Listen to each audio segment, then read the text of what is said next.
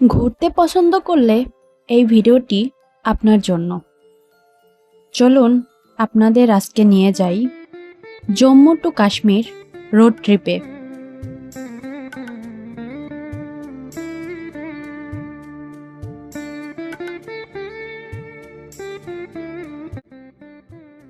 Hello, অনেকগুলো দিনের পরে welcome to our another travel blog.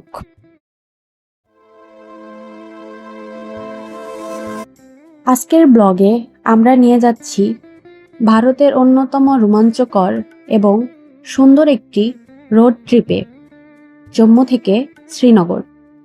NH-44 highway ধরে এই 247 কিলোমিটারের সফর আগে যেখানে 8 থেকে 10 ঘন্টা লাগতো, এখন বিভিন্ন আধুনিক টানেলের কারণে মাত্র 5 থেকে 7 ঘন্টায় পৌঁছে যাওয়া যায়।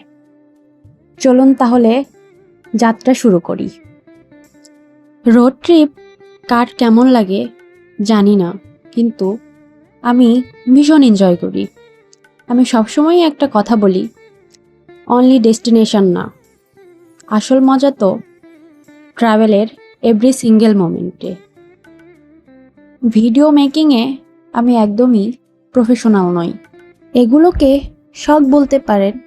আবার কোথাও ঘুরতে গেলে নিজেদের স্মৃতি কথাগুলো ধরে রাখার সামান্য চেষ্টা মাত্র বলতে পারেন।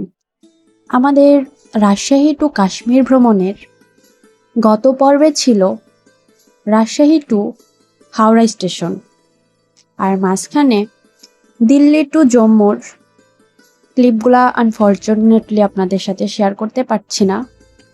আর এ যাত্রায় জম্মু টু শ্রীনগরের রোড ট্রিপটা শেয়ার করছি। সময়টা ছিল একদম ডিসেম্বরের শেষ দিক। সকালে আমরা জম্মু থেকে রওনা দিয়েছি।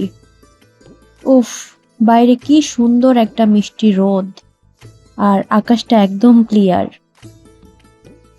সামনেই আমরা একটি টানেল দেখতে পাচ্ছি। ভারতের দীর্ঘতম হাইওয়ে NH-44 অর্থাৎ জম্মু টু শ্রীনগর রোড ট্রিপে আমরা অনেকগুলো টানেল দেখতে পাই। এদের মধ্যে প্রধান আকর্ষণ চেনানি নাসরি টানেল, যেটা 9.2 কিলোমিটারের একটি টানেল, এবং বানিহাল কাজিগুন্দ নবযুগ টানেল, এটা 8.4 কিলোমিটারের একটি টানেল।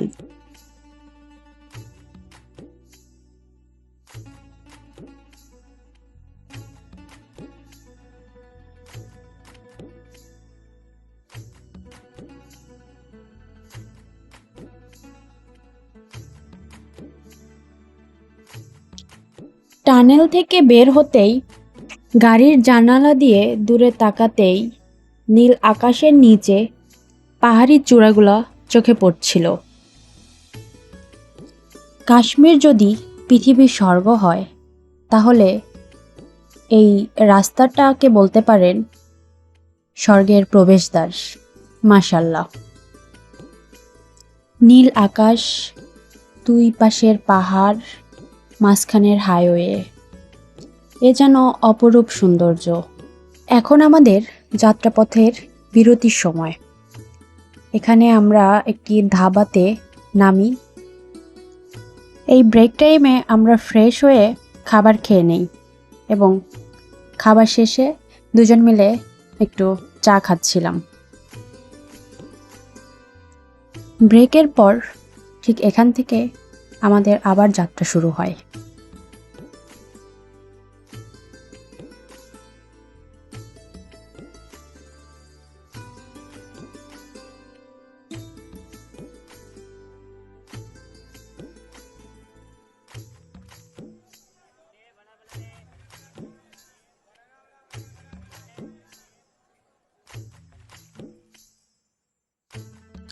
হাওড়া রেল স্টেশন থেকে দিল্লি পর্যন্ত আমাদের ট্রেন জার্নিটা ছিল 27 ঘন্টার, এবং দিল্লি থেকে জম্মু পর্যন্ত আমরা আসি স্লিপিং বাসে। এই জার্নিটা ছিল 13 ঘন্টার। অনেকটা জার্নির ফলে খুব স্বাভাবিকভাবেই আমরা বেশ টায়ার্ড ফিল করি। তারপরে আমাদের শুরু হয় জম্মু টু শ্রীনগরের এই রোড ট্রিপটা। এত এত সৌন্দর্যের মাঝে এই রোড ট্রিপেই যেন এক নিমেষেই হারিয়ে গেল সেই ক্লান্তি অবসাদগুলো।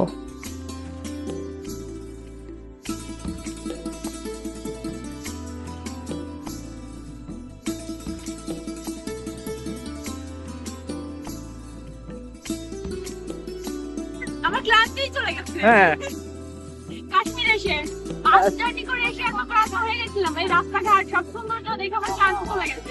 আচ্ছা নিলাই এক কথায় অসাধারণ অসাধারণ feeling। মানে কাশ্মীর এটা যে স্বর্গ সেই স্বর্গ আলহামদুলিল্লাহ আমরা যাচ্ছি কাশ্মীরের উদ্দেশ্যে। রাস্তাঘাট খুবই সুন্দর এন্ড চারপাশের পাহাড় পর্বত দেখে আসলে আমরা অনেক অনেক হ্যাপি। ভ্রমণ করে যে ক্লান্তিটা এসেছিল সেটাও চলে গেছে। এক কথায় অসাধারণ। আমি যদি ভিউ দেখাই দেখতে পাবেন পরেই যে ভিউগুলো কত সুন্দর। এক কথায় অসাধারণ। আলহামদুলিল্লাহ সবার অনুভূতি সবার চোখ যেটাকে ক্যাপচার করতে পারে, ফোন সেটাকে কখনোই ক্যাপচার করতে পারে না। হয়তো আমার ক্ষেত্রেও তাই। কিছুটা নেওয়ার চেষ্টা করেছি, কতটা নিতে পেরেছি জানি না, কিন্তু যা দেখেছি ভালোই দেখেছি। এজন্যই হয়তো আমির খসরু কাশ্মীরের সৌন্দর্যে মুগ্ধ হয়ে এই কথাটি বলেছিলেন, যদি পৃথিবীতে কোথাও স্বর্গ থেকে থাকে তবে তা এখানেই এখানেই এখানেই। যাত্রা শুরুর এই ভিডিওটা দেখে মন বলছিল কথাটা কিন্তু বিন্দুমাত্র বানিয়ে বলা না। ভিডিওটা শেষ পর্যন্ত দেখতে থাকুন, দারুণ কিছু মুহূর্ত অপেক্ষা করছে।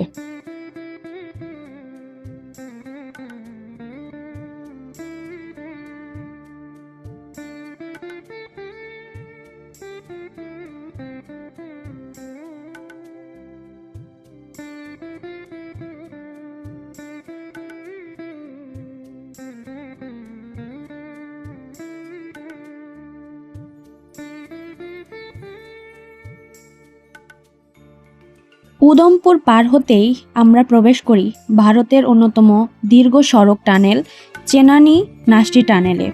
এই 9.2 কিলোমিটারের দীর্ঘ টানেলটি পার হতে সময় লাগে মাত্র 10 থেকে 12 মিনিট, যা পাহাড়ি বিপজ্জনক পথকে আরও সহজ করে দিয়েছে। টানেলের কৃত্রিম আলো, গাড়ির লাইটের রিফ্লেকশন আর একদম শান্ত পরিবেশ, পুরো 10-12 মিনিট মনে হচ্ছিল অন্য এক জগতে আছি। পাহাড়ি পথ শর্টকাট করতে এই বিশাল টানেল বানানো সত্যি এক অসাধারণ কারিগরি। টানেল থেকে বের হতেই চলে এলাম রামবান এলাকায়। এখানে কিন্তু পাহাড়গুলো একদম খাড়া আর খাদের গভীরতাও বেশি। সোজা নিচে তাকালেই চোখে পড়ে খরস্রোতা চেনাব নদী।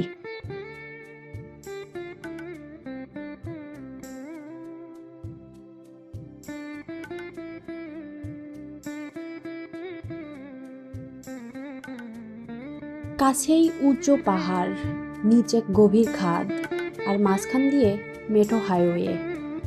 এরকম রাস্তায় চলার সময় হার্টবিট একটু বেড়েই যায়।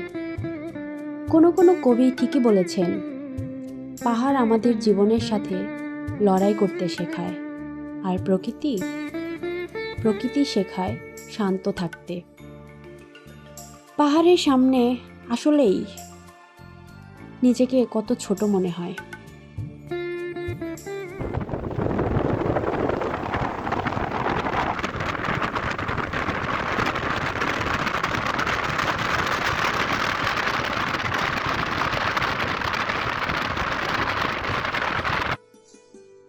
ডিসেম্বরের ঠান্ডা কনকনে বাতাসটা মুখে এসে লাগতেই মনে হচ্ছিল এই ফিলিংসটার জন্যই তো এত দূর আসা।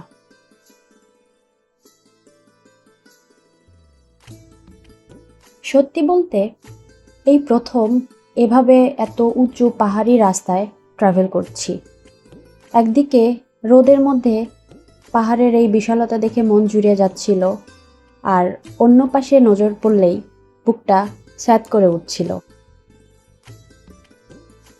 খাড়া পাহাড়ি পথ আর পাশে গভীর খাদ দেখে সত্যি বলতে ভয়ও লাগছিল, আবার ভেতরে ভেতরে অদ্ভুত একটা থ্রিলও ফিল হচ্ছিল। ভয় আর রোমান্সের এই কম্বিনেশনটা আসলে বলে বোঝানো যাবে না।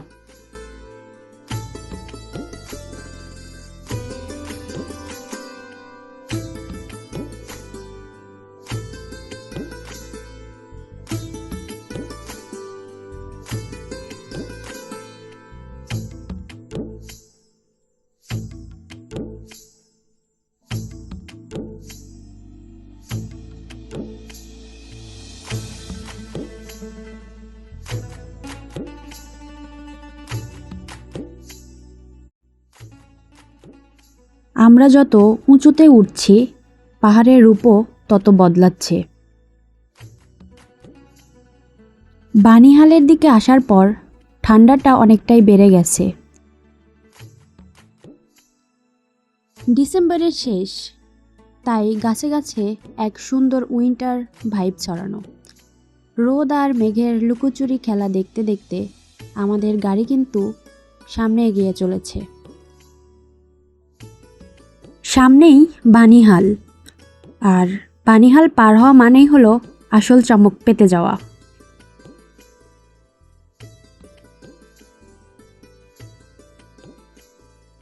এই যে আমরা আরো একটি টানেল দেখতে পাচ্ছি। শেষ বিকেলের আলো যখন পাহাড়ের চূড়ায় পড়ছে, তখন যেন পাহাড়ের সৌন্দর্য আরো দ্বিগুণ বেড়ে যাচ্ছে।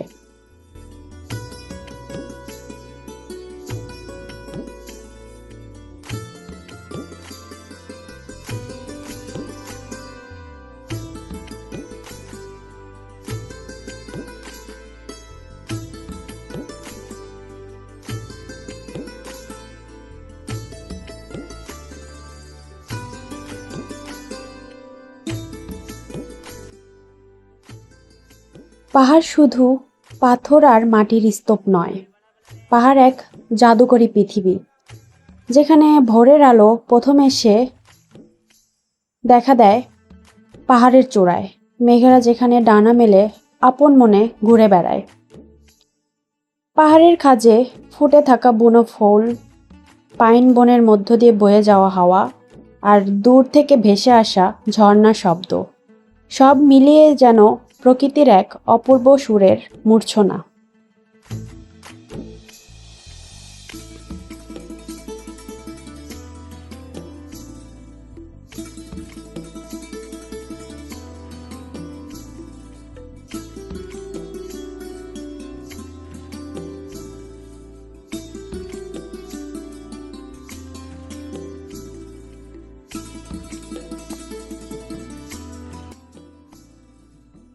যখনই সুযোগ পাবেন পাহাড়ের কাছে ফিরে যাবেন।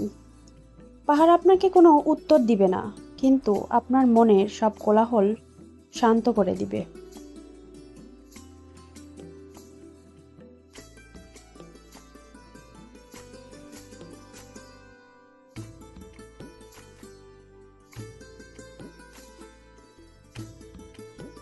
ভোরের সেই মিষ্টি রোদ, পাহাড়ি খাদের ভয়, টানেলের রোমান্স, আর দূরে বরফ ঢাকা পাহাড়ের স্মৃতি নিয়ে অবশেষে আমরা প্রায় শ্রীনগরের কাছাকাছি চলে এসেছি। এই 15 মিনিটের ভিডিওতে আপনাদের সাথে শেয়ার করছি আমার জীবনের সেরা একটি রোড ট্রিপ। আশা করি আপনাদের ভালো লেগেছে, আমারও ভীষণ ভালো লেগেছে।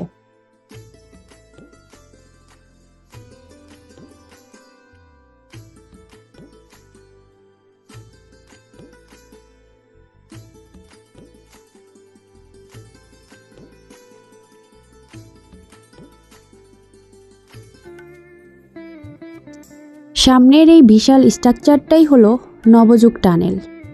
প্রায় 8.5 কিলোমিটার দীর্ঘ এই পীরপঞ্জাল পাহাড়ের পেট চিরে তৈরি করা টানেলটা পার হওয়া মানেই আমরা কাশ্মীর ভ্যালিতে পৌঁছে গেছি। Officially welcome to Srinagar. আজকের ভিডিও এই পর্যন্তই। দেখা হবে নতুন কোনো ট্রাভেল ব্লগে। হ্যালো সবাই, ভালো থাকতে ভুলবেন না। আল্লাহ হাফেজ।